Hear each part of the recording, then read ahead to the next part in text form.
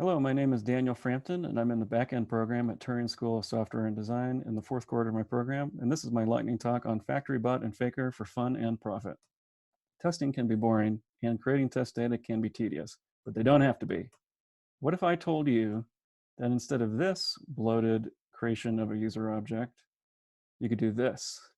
And instead of making this boring user that was clearly made at 2 a.m., it made this interesting user, Clarinet Reed from Port Chauncey-side, Vermont. That's the magic of FactoryBot and Faker. And you might be thinking to yourself, whoa, indeed. What are FactoryBot and Faker? They are Ruby gems, i.e. libraries or packages, for creating test data in a Ruby or Rails framework.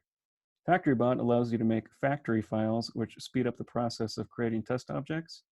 Faker generators provide randomized data of a wide variety of types, and together they allow you to quickly create test data with unique attributes.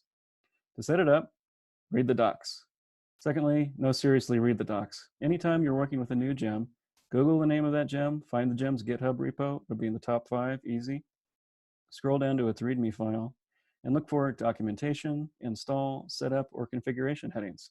In the case of FactoryBot, you can see under the documentation heading a Getting Started link, which has an exhaustive explanation of how to set it up. But we're going to jump right into how it works. First, you create a factory. Inside the spec/factories folder in your Rails project, you create a file named after the model the factory is for. So in this case, we have a factory for the users.rb model. And inside of a define block, you define a factory with a name and attributes matching the model's name and attributes. You can provide hard-coded default values or faker generators for random ones. You can make a few for tests, or you can make a ton for seed data using either the built-in create list method or using plain old Ruby, 50 times do. You can make a completely vanilla object using the defaults of the factory, or you can replace the factory values with specific ones for test purposes.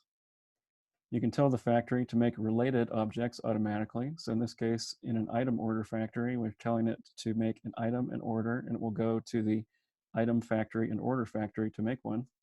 Or you can manually provide specific objects that the test needs.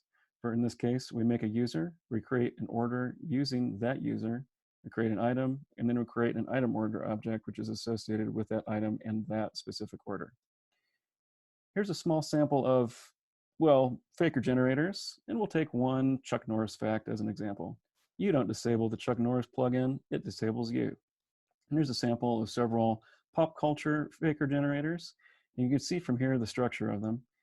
Inside the faker namespace, there's often a media type second namespace, and then inside that a more specific faker generator, such as the Dune generator, which has multiple methods associated with it. So you can get a random Dune character, a random Dune saying, you can get a random Pokemon name, a random Pokemon move, and the Harry Potter generator can give you a random house, spell, or quote, and many others.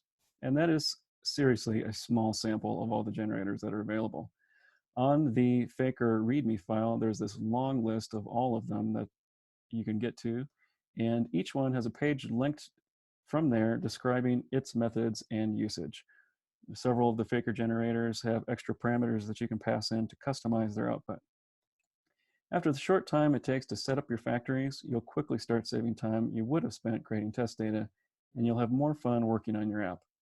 And to close, a quote from the Seinfeld quote generator, "Serenity now." Thank you for watching my talk.